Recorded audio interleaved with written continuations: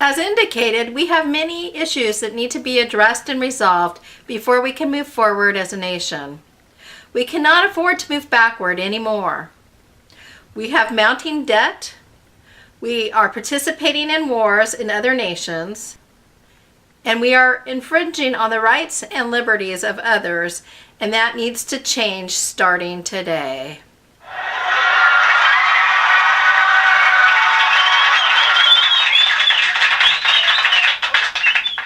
One of the horrific issues that needs to be addressed is how we ensure the safety of all Americans, but especially our children in schools, malls, churches, and other public areas. The shootings that have become more prevalent must stop. When I think of the children of Sandy Hook and what they have endured, I am angered and disgusted.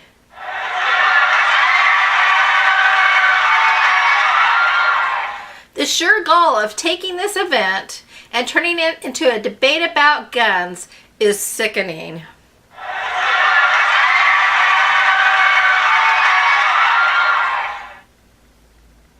The issue here isn't about guns, it's about a community failing to meet the needs of a mentally ill individual. Guns have become the easy target of blame when those who didn't act regarding the mentally ill wish to shirk responsibility. Guns are a tool, nothing more. Guns don't kill, people do. Blaming guns in this situation is the same as blaming cars for the actions of drunk drivers.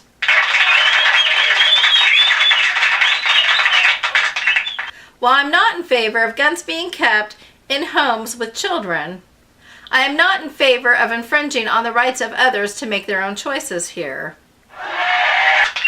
The remedies to Sandy Hook type events that have been explored in the media are tighter gun laws, arming teachers, and having armed security guards in the schools. This in effect will change our schools into war zones and possibly put our children at greater risk. You cannot solve problems by trying to become the bigger bully. You solve problems by looking at the root of the problem. We remove weeds by roots, not leaves. In the Sandy Hook incident, the shooter was a young adult with a long history of odd behavior. In fact, in all the shootings, the shooter was someone with mental health issues that others ignored or didn't know how to help. In one case, a mental health professional reported to their supervisors that they had concerns regarding the possible risk factors of their patient, who later was someone who was a shooter at a recent event. The person in question discontinued services, and therefore the person treating the shooter and their organization were not liable for not following through regarding their concerns. I do not think that those who suffered at the hands of this individual were relieved or otherwise happier about their wounds or losses because the professionals involved were not liable. The lack of liability did not bring a lost loved one back to life or heal any wounds. This was a failure of our mental health care system, and this system needs to be improved. Without putting blame on the individuals involved in the Sandy Hook incident, we should look at the elements that led up to the event. A mother who was divorced and struggling had a young adult son with obvious mental health concerns. She kept quiet about these unmet needs, and it is unclear to me if she sought help and didn't find it, or if she was trying to cope day to day, denying the issue. This mother went out and bought several guns a few years ago, and took her sons to a gun range and taught them how to shoot. It would seem to me that when you know you have a son with mental health concerns, buying guns and having them in your home is a bad choice and brings into question the mother's mental health as well. Or at least, if the concerns about the son's mental health had become clear after the guns were purchased, then the guns should have been removed from the home. This young man also had a father who hadn't seen the son in about a year. Why didn't the father address the concerns about the mental health issues of the son? Several people interviewed by the media indicated they knew something was wrong, but they either didn't know what to do to help or thought the mother had it handled. Others who were co-workers of the mother didn't even know that the mother had a problem. People, this situation shows a complete failure of the family and the community to provide for one of its own. Either there was no appropriate mental health care to obtain to help them, or no one was willing to step up and help this young man. Either way, the result of this mishandled issue was the death of many innocent people. And significantly, a large group of children who had no ability to help, but in the same situation may have not gotten help themselves. Mental health issues include addictions.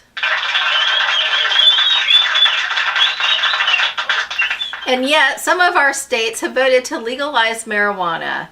These states have legalized a substance that will increase the mental health concerns in their own population, and have put their community at greater risk of growing issues including needless violence and death due to approved drug activity.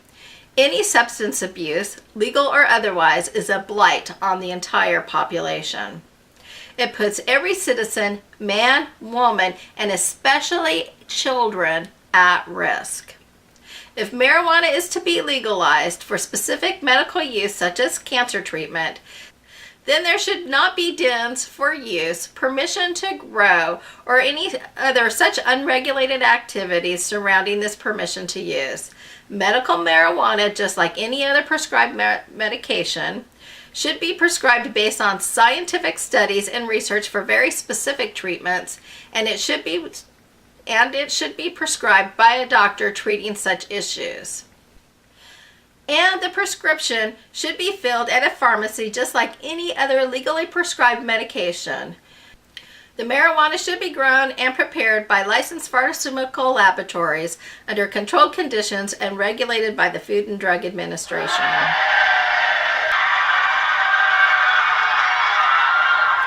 Any other distribution methods should be deemed illegal and handled by law enforcement agencies to crack down on them just as before. Those who do not obtain their marijuana through the legal channels should be dealt with through the legal and mental health systems.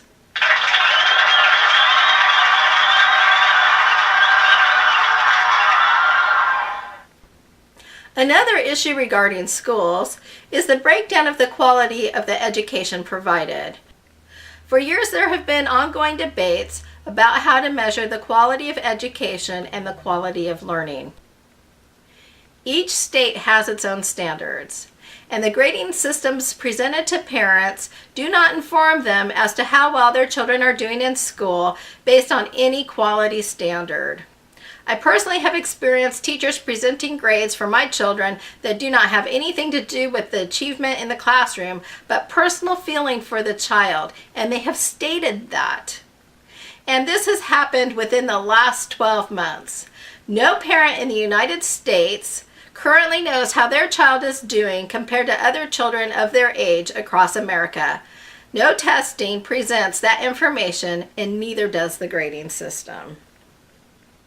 In healthcare, we know how our children are developing compared to other children the same age due to standardized growth charts.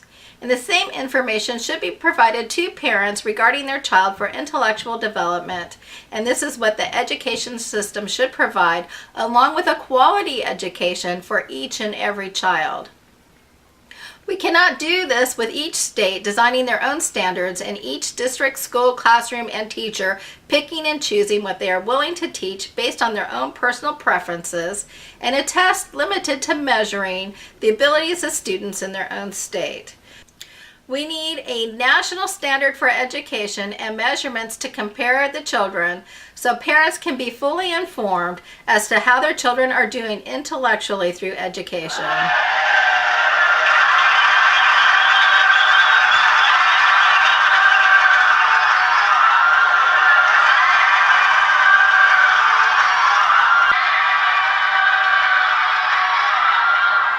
In the past, the grading systems for schools were A, B, C, D, and F.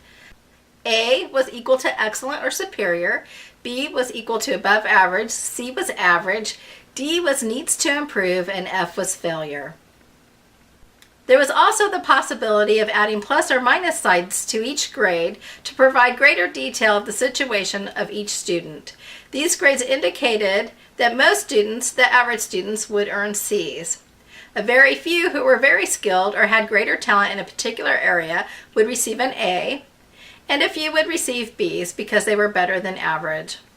Those who needed extra help or intervention would get a D, and those who definitely needed intervention in some way would get an F. The point being that C's were expected and acceptable.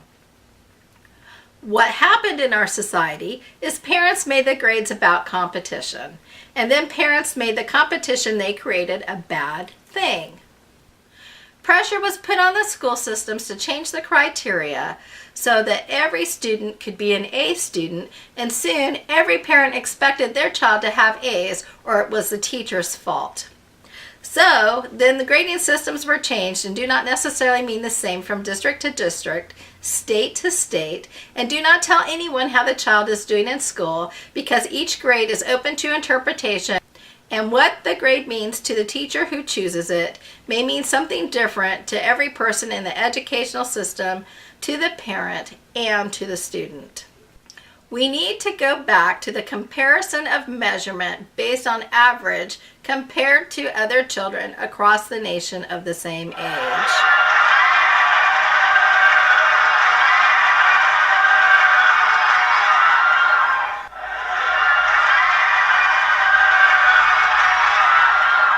To do this, we need to go back to letter grades.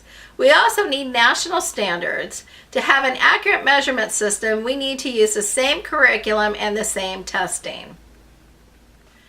As a nation, we need a nationalized curriculum. I have seen firsthand how the need to entertain the child so they pay attention and therefore learn diminishes with the appropriate curriculum.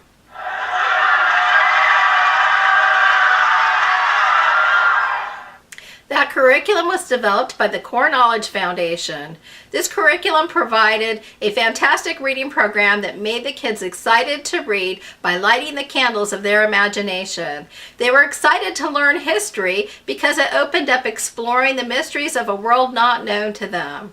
They wanted to learn science because it wasn't just about boring facts. It was about the world that surrounded them and the worlds they could see only through a microscope or a telescope.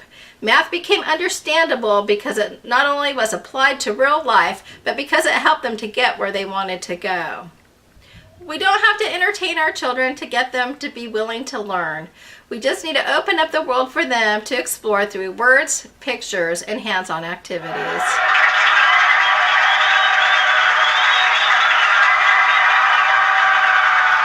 It's true.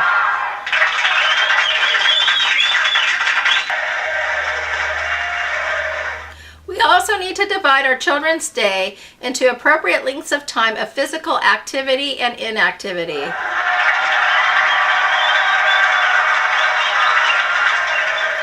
With such a great concern in our nation about obesity, and especially child obesity, it does not make sense that we as a nation have all but eliminated recess and physical education. Given the appropriate amounts of physical activity, many students diagnosed with AD and ADHD could most likely be taken off of medication. And the behavioral issues in the schools could be greatly diminished.